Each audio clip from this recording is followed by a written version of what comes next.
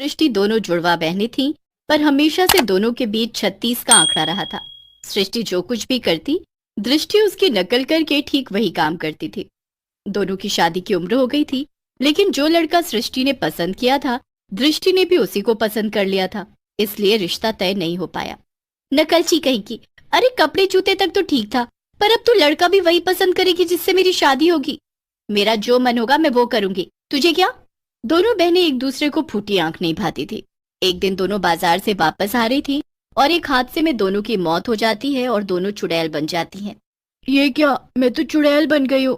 दृष्टि, तू भी चुड़ैल बन गई। अब तो इसमें भी मेरी नकल ही कर रही है। मरने के बाद भी तुझे चैन नहीं है ना? तू पागल है क्या? जब साथ में मरे हैं तो साथ में ही चुड़ैल बनेंगे ना। मैं क्या भूत बनूंगी? अब मैं क्या करूं? एक काम करती हूँ, सामने ये जो पेड़ दिखाई दे रहा है, अभी कुछ देर के लिए इसी पर अपना घर बना लेती हूँ।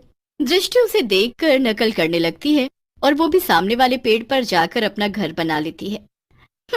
देखो तो इस नकलची को, खुद के पास तो जरा सा भी दिमाग नहीं है और मैं जो भी करती हूँ बस वही करने लग जाती है। दृष्टि उसकी बात को एकदम अनदेखा कर देती है और कोई गाना गुनगुनाने लगती है।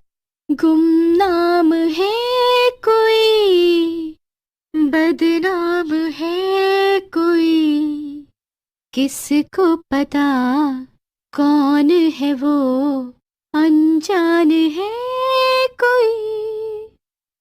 देख लूंगी तुझे तो मैं। एक रात की बात है, वहां से एक आदमी गुजर रहा था और सृष्टि चुड़ैल की नजर उस पर पड़ी। ओह वाह, ये तो शिकार खुद चलकर मेरे पास आ रहा है। बढ़िया है, आज इसे ही खाऊंगी। तू नहीं, मैं खाऊंगी। ऐसे कैसे खाएगी तू? है पहले मैंने उसे देखा है तो मैं ही खाऊंगी।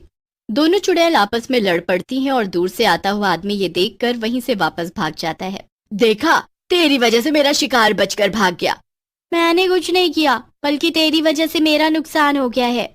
वो आदमी वापस जाता है और गांव में सबको ये बात बताता है। क्या बात कर रहे हो भैया?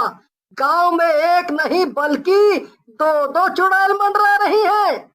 अरे ऐसे कैसे काम चलेगा? ऐसे तो हमें बहुत खतरा है। भैया, अभी कुछ दिनों तक कोई भी उस तरफ मत जाना, वरना अपनी जान से हाथ गंवा दोगे। इसके बाद लोगों ने चुड़ैलों के पेड़ की तरफ आना ही बंद कर दिया। अगर गलती से कोई इक्का दुक्का आदमी आ भी जाता तो दोनों आपस में लड़ लड़ कर ही उसे भगा देती थी। मुझे लगता है ऐसे काम नहीं चलेगा। यहाँ बैठी रही तो कोई शिकार नहीं मिलेगा मुझे। मुझे गांव के अंदर जाना चाहिए और अपना शिकार ढूंढना चाहिए, लेकिन एकदम चुपचाप, ताकि ये नकलची न जान पाए, वरना मेरे पीछे पीछे आ जाएगी और सारा खेल बिगाड़ देगी। एक दिन मौका पाकर सृष्टि चुड़ैल चुपचाप गांव की तरफ जाती है और सबसे पहले उसे एक औरत दिखती है जो कि कुएं से पानी भरकर ले जा रही थी। वह कितनी मोटी तगड़ी है ये औरत, जल्दी से इसे खा जाती हूँ, आसपास कोई है भी नहीं। सृष्टि चुड़ैल तुरंत उस औरत पर झपट पड़ती है और उसे खा जाती है। अब मुझे वापस जाना चाहिए, वरना वो नकलची मेरे पीछे पीछे आ जाएगी। सृष्टि चुड़ैल वापस जाकर अपने पेड़ पर लटक जाती है। क्या बात है, तू बड़ी खुश लग रही है। हाँ तो तू भी हो जाना खुश, वैसे भी तुझे तो बस मेरी नकल करना ही आता है। दृष्टि चुड़ैल को ये बात कुछ हजम नहीं होती है और वो देखती है कि अक्सर सृष्टि चुड़ैल कुछ देर के लिए गायब हो जाती थी और वापस आकर बड़ी खुश रहती थी। कुछ तो गड़बड़ जरूर है, मुझे पता करना पड़ेगा कि आखिर मामला क्या है। एक दिन दृष्टि चुड़ैल भी सृष्टि के पीछे पीछे जाती है, ये देखने के लिए कि आखिर क्या मामला है।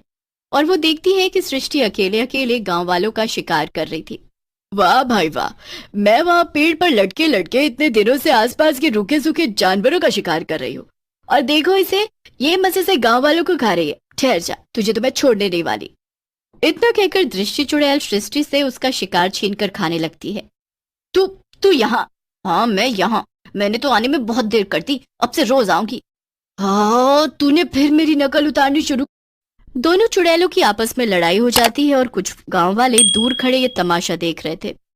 अरे भैया, ये तो बड़ी आफत हो गई है। अब तो ये दो दो चुड़ैलें हमारे गांव में आ गई हैं। ऊपर से एक दूसरे की नकल उतारती हैं। अगर एक किसी को मार के खाती है तो दूसरी भी खा जाती है। अरे इतना ही नहीं भैया, ये लोग तो हमारे जानवर भी मार देती हैं, वो भी एक साथ दो दो। अगर एक चुड़ैल होती तो उसका सामना किसी तरह कर भी लेते। वो दोनों आपस में एक दूसरे की नकल उतारती है ना, तो हम उनकी इसी कमजोरी का इस्तेमाल करके उन्हें खत्म कर देंगे और उनसे हमेशा के लिए पीछा छुड़ा लेंगे। अच्छा, मगर कैसे?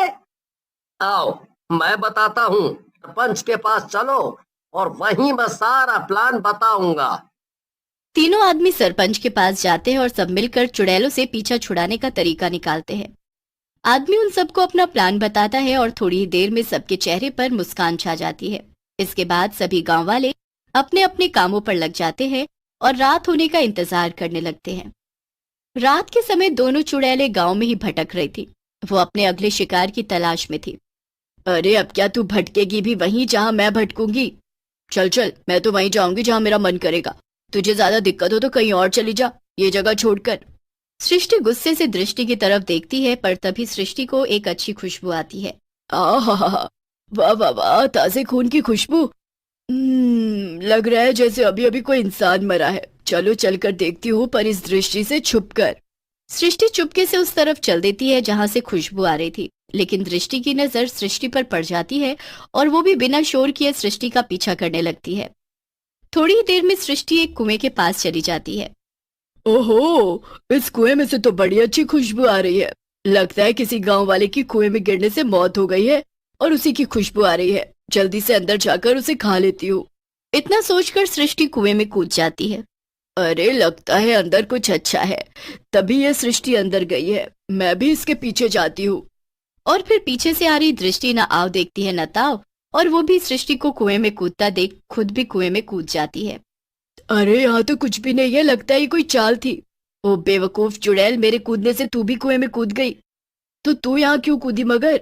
मुझे लगा कि यहाँ जरूर कुछ अच्छा होगा, इसीलिए मैं पीछे पीछे आ गई। है ना, ये हमारा अच्छा अंत है। अब दोनों साथ में गांव वालों की चाल में फंस गए हैं।